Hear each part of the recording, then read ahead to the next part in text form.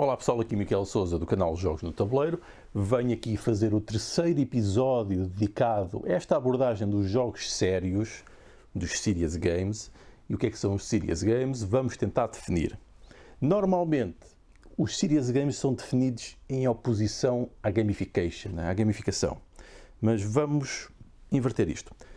Serious Games são jogos que normalmente nós usamos para objetivos sérios. O que quer dizer que, em teoria, qualquer jogo pode ser um serious game. E o que é um jogo? As definições estão bastante bem consolidadas. O Eric Zimmerman e Katie Salen costuma ser a referência mais usada, e é aquela que eu também gosto mais, em que diz que um jogo é uma arena de conflito, onde os jogadores têm de respeitar uma série de regras para chegar aos objetivos e vamos ter resultados do jogo. Portanto, tem aqui aquelas coisas que são necessárias para um jogo, que é um conflito, um problema para resolver, mesmo que não seja um conflito entre os jogadores, o sistema de regras e os resultados finais para nos permitir avaliar o desempenho, quem é que ganhou, quem é que não ganhou, ou se conseguiram passar todos, ou se cumpriram os objetivos. O que difere bastante das brincadeiras, que tendem a ser aqueles jogos também, costumamos dizer que são jogos, no entanto não são. Porquê? Porque as brincadeiras são livres. Não existe o tal sistema de regras estruturado. Normalmente são estas as diferenças. Então, um serious game pode ser, desde que seja um jogo, e pode ser um serious game se nós tendermos a usar o jogo com determinados objetivos. Ou seja, o jogo tem de servir para que os jogadores façam alguma coisa extra-jogo. E o que é isso? Normalmente é aprendizagem, mas pode ser também simulação. E a diferença da simulação para um jogo é que a simulação não tem de ser divertida. E normalmente os jogos são divertidos. Agora, podem-me dizer, mas eu conheço jogos que não são divertidos.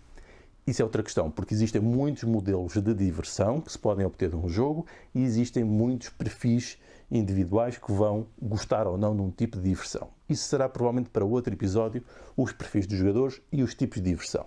Depois eu vou citar também alguns livros para quem queira aprofundar um pouco mais isso. Sobre Serious Games, vamos dar dois exemplos. Por exemplo, Serious Games podem ser jogos de aprendizagem, os Learning Games, podem ser os jogos persuasivos que levam as pessoas a fazer coisas, especialmente coisas físicas, podem ser os Games with a Purpose, ou seja, os ditos jogos também com objetivo, mas normalmente todas estas coisas entram dentro dos Serious Games. Agora, uma coisa diferente é a gamificação, ou gamification. Normalmente deve-se usar gamification porque gamificação é uma adaptação, ou ludificação, provavelmente seria até a melhor. O que é o gamification e o que é Serious Games? Dois exemplos muito concretos. Por exemplo, gamification são elementos que nós vamos buscar a jogos e que introduzimos em atividades que não são jogos para ter efeitos de motivação e de envolvimento das pessoas para fazer determinadas coisas. Ou seja, não criam um jogo. O que são estes elementos de design? Por exemplo, os níveis, os badges, aquelas destaques que nós obtemos para conseguir qualquer coisa, os níveis de dificuldade e as recompensas. Normalmente é isto que é usado em processos de gamification. Já os Serious Games já são jogos por si próprios. Nós temos mesmo um jogo que foi criado com o objetivo de ser um jogo, no entanto serve então para os determinados objetivos. E esse jogo, para não ser uma simulação, tem de ser divertido, segundo os vários modelos de diversão, sendo que tendemos a ir para os mais gerais, globais, que está relacionado com, por exemplo, capacidade criativa, situações de humor, esse tipo de coisas. Mas falemos mais disso com mais pormenor noutra altura. Portanto, diferenças. Um é um jogo, outro não é um jogo. Gamificação não é um jogo, Serious Game é um jogo. Exemplos concretos de duas áreas mais ou menos parecidas. Temos um exemplo muito conhecido, em que o objetivo era que as pessoas, quando saíssem do metro, usassem as escadas e não as escadas rolantes, por questões físicas e de sustentabilidade ambiental. E então o que é que fizeram? Pintaram nos degraus das escadas um piano. E sempre que as pessoas pisavam os vários degraus, saía música.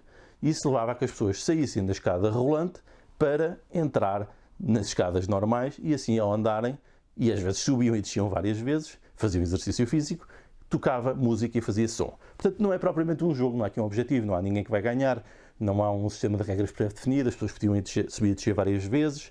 No entanto, tinham uma recompensa que era o barulho que faziam ao subir e descer. Portanto, isto é um processo de gamificação muito simples, Existem outros muito mais complicados, muito mais sofisticados, em que existem recompensas monetárias e níveis e competições e as mais variadas coisas, normalmente aplicadas em indústrias onde se quer produzir dinheiro com isto. No entanto, por exemplo, já um serious game, na mesma área, vamos pegar ainda no sistema de metro, porque estávamos a falar de um sistema de transportes, pode ser um jogo em que os próprios jogadores vão ajudar a construir e definir a rede de metro, ou seja, onde estão as estações, onde passam as linhas, os sítios mais convenientes, o modo como se interligam com os outros transportes, e isto é importante, por exemplo, aos processos de planeamento, para nós percebermos as necessidades e o modo como as pessoas veem a própria rede. Portanto, são objetivos totalmente diferentes, com produtos diferentes, ainda que usem elementos e a dimensão dos jogos. Pronto, é mais ou menos deste modo. Não sei se isto foi muito claro, mas foi o modo que me pareceu mais simples para fazer a distinção entre as duas coisas. E, obviamente, há muito para falar disto dos jogos sérios, dos serious games, das gamificações e estas abordagens aos jogos. Mas parece-me que é um exemplo para começarmos e começamos a partilhar e construir algumas bases e alguns debates, abrir aqui arenas de debates sobre este tipo de abordagens em português, porque vai faltando bastante disto. Há muitas coisas em inglês, mas em português há pouquíssimas e muito menos ainda em português de Portugal. Portanto, fica aqui este contributo e haveremos de fazer mais episódios a focar nos outros temas que não foram ainda referidos. Então vá, até uma próxima. Adeus!